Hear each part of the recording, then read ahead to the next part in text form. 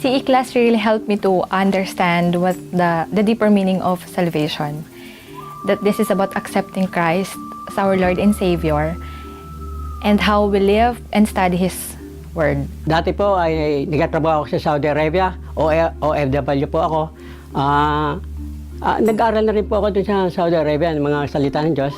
At meron ding mga ano rin doon, education, kaya Christian education, kaya lang di ako masyadong involved. Personally, I really enjoyed CE class on how we interact with one another and the verses that each topic has. Ngayon pag-uwi ko sa Pilipinas, ayun, nasama ako sa sister wife ko na mag-aral din kami ng Christian education. Kaya sa pamamagitan nito, ay ang dami ko natutunan.